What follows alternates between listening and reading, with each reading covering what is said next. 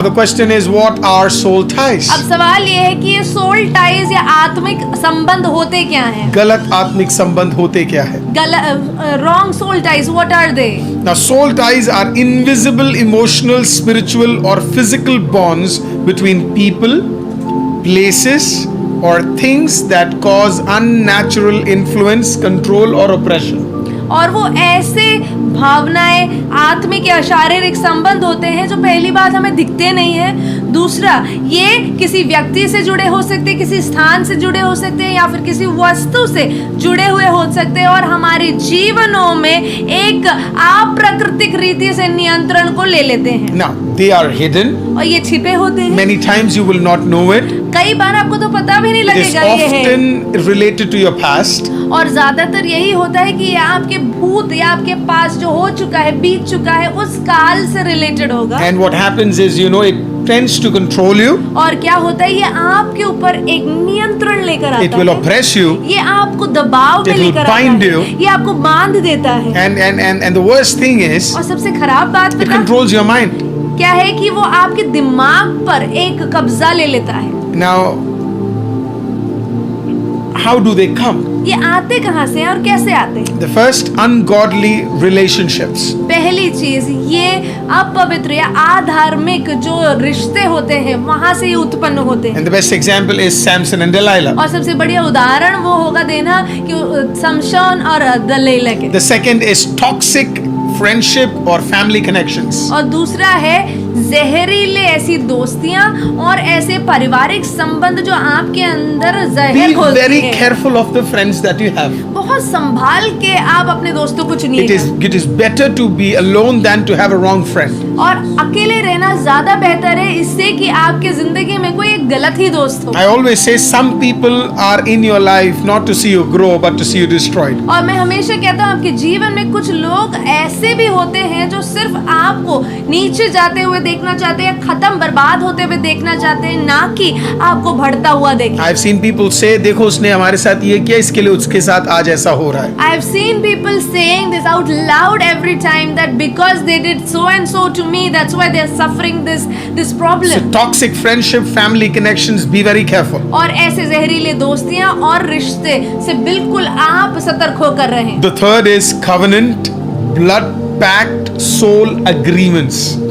और तीसरा है ऐसी वाचाएं जो आप आत्मा में बांध लेते हैं और आप लहू के द्वारा उसको बांध लेते We are हैं। going to come to it. हम उसमें आएंगे। Then the next one is unforgiveness or unresolved emotional attachment.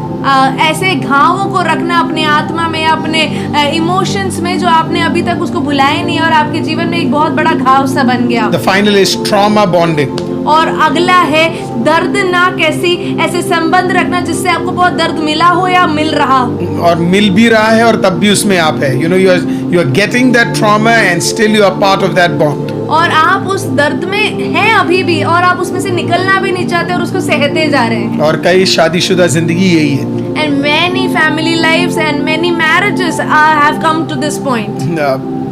I'm going to say something very controversial. और अभी मैं जो बोलने जा रहा हूँ वो शायद थोड़ा मुश्किल होगा सुनने के लिए। And I've seen people be in a wrong relationship for 30 years with an abusive husband. और मैं ऐसे पारिवारिक जीवनों को जानता हूँ, ऐसी शादियों को जानता हूँ जहाँ पे 30 साल तक इस तरीके से उनके ऊपर पीड़ना हुई है। एक ऐसा शराबी, अल्कोहलिक। और फिर पता है क्या लोग बोलते हैं? And you know what people कोई बात say? नहीं, पिटते रहो, No problem. दारू you पीने get- के बाद उसे ये सब करने दो। Let him be drunk and लेकिन let him साथ beat रहो। you, but be with him. I don't know, people, I could be wrong. मैं गलत हो सकता हूँ।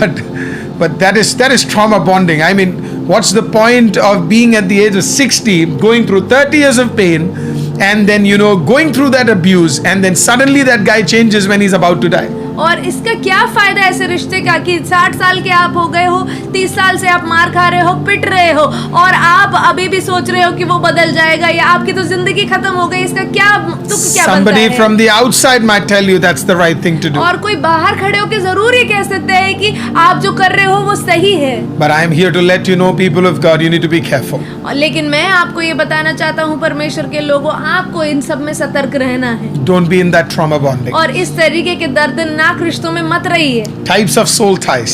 किस तरीके के आत्मिक बंधन होते हैं? First is godly soul ties. पहला धार्मिक आत्मबंधन, And best example is David and Jonathan. और उसका एग्जाम्पल है दाऊद और Yonatan. So it was a godly tie. वो उनके बीच में जो था वो परमेश्वर की ओर से था वो It बंधन। was a godly relationship. उनका संबंध परमेश्वर की ओर से था। So it's sometimes you will have godly soul ties with people. और कई बार आपके जीवन में आत्मिक संबंध होंगे।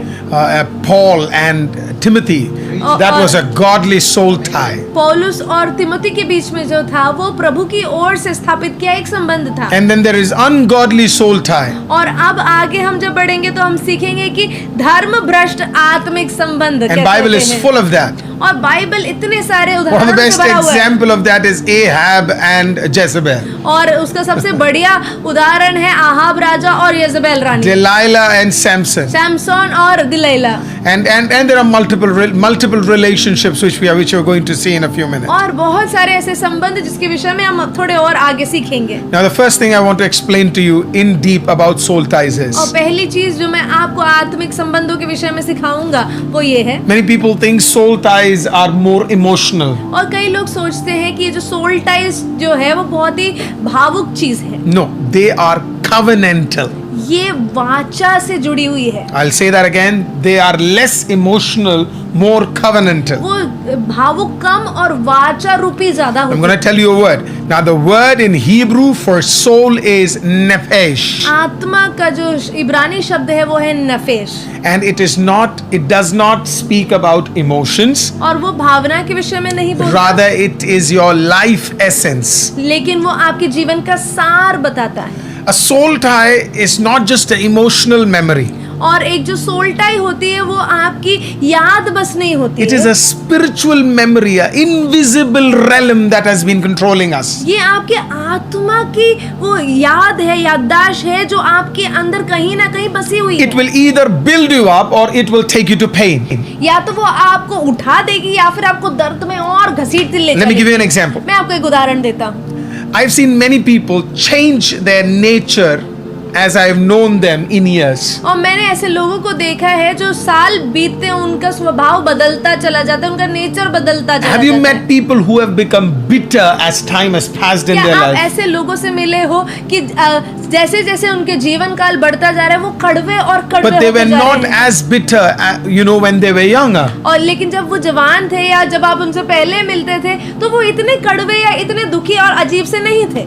Why did that happen? ऐसा हुआ क्यों? Because of the soul tie they had. ये इसलिए हुआ क्योंकि उनके जो सोल टाइज हैं वो उनके जीवन में आ फंसे। एक एग्जाम्पल देता हूँ। I will give you an example. कई लोग बोलते हैं कि हमने अपना कपड़ा दिया, हमने थाली में उसे रोटी दे दी थी, है ना, अब हमने क्या क्या नहीं दिया उसे और उसने हमारे साथ ये कर दिया। And many people have heard them say that I gave them the best of my clothing, I gave them food, I did this and that, and look now what he has done to और us. फिर पता है क्या बोलते हैं, फिर पता है अब बड़ा ध्यान रखते हैं हम, अब तो हम ऐसे नहीं गिरेंगे, अब हमें पता लग गया है। Now what happened is the good nature that you had has absolutely disappeared because of a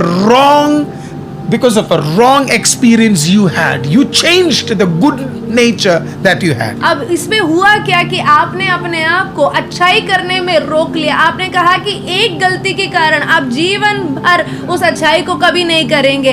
इससे आपने अपने स्वभाव को, जिसके अंदर भलाई थी, अच्छाई थी, उन सब को बदल कर उसे कड़वाहट में बदल दिया। Now look at Genesis 34. I'm giving you a biblical verse. और मैं आपको उत्पत्ति 34 की ओर ले जाना You चाहता know, हूँ। Shechem raped Dinah. शेकेम ने दीना का बलात्कार किया, But this is what the Bible says. लेकिन बाइबल इस प्रकार कहती His है soul clave unto her.